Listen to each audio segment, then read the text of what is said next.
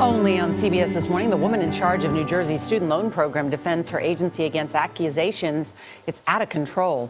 Earlier this month, an investigation by the New York Times and ProPublica looked at the Higher Education Student Assistance Authority. They quoted a lawyer who likened it to, quote, state-sanctioned loan sharking. Michelle Miller spoke with one mother who was required to pay back her son's student loans more than a year after he was murdered. Michelle, good morning.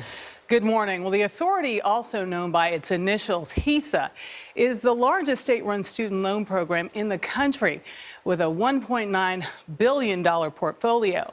It's now being accused of driving families into financial ruin when borrowers become sick, lose their jobs, or even die.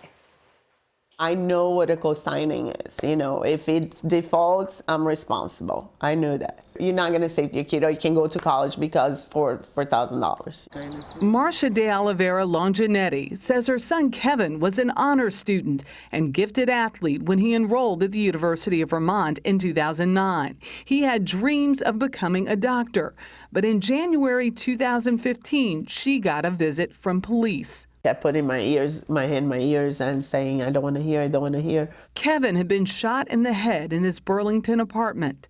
Everybody in Vermont was so amazing. Like, electric bill was forgiven, you know, gas bill was forgiven, cable. People were so moved by this kid that was murdered in his own home. Marcia says the federal government wiped out Kevin Stafford loan debts as well, but the Higher Education Student Assistance Authority, the source of nearly $19,000 in additional student loans, did not. Please accept our condolences on your loss. Monthly bill statements will continue to be sent to you. When you get this bill in the mail, is it a reminder? Yeah, that he's dead and he's not going to graduate. It is a reminder every month whenever I write a check. They're just the tip of the iceberg. ProPublica reporter Annie Waldman interviewed dozens of borrowers, including a cancer patient who lost his job and couldn't repay his loans. HESAA sued him for $266,000. Every family that I spoke with felt misled. They felt tricked. This was the state. This was the state that was trying to help them. But in the end, they all felt that this state took advantage of them. ProPublica's report was exceptionally one-sided. HESAA Executive Director Gabrielle Charette could not comment on specific cases because of privacy laws, but she personally reviews every death and disability discharge application the agency receives. I would love to grant 100%, of course, but that's not feasible. Of the 62 requests over the last 4 years, Charette says 47 were granted due to financial hardship, about $500,000 total. The agency also forgives loans if a student dies while enrolled in school. Marcia's son Kevin had taken time off.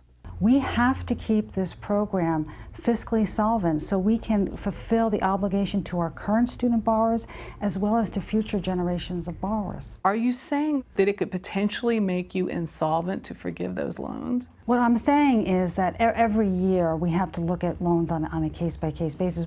Why don't you have just an automatic discharge policy in the event of death?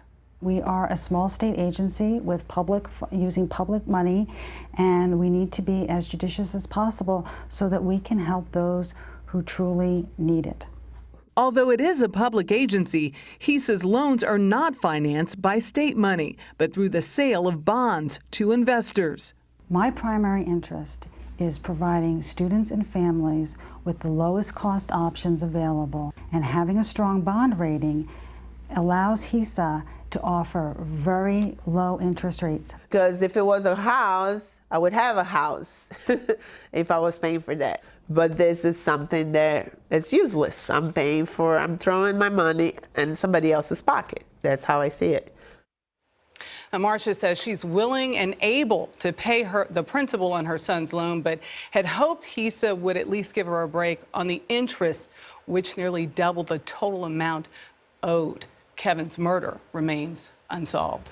And are there more complaints other than this one? How many? Well, of the 65,000 active borrowers, HESAA says there have only been about 40 complaints to the Consumer Financial Protection Bureau. So a small amount. Okay.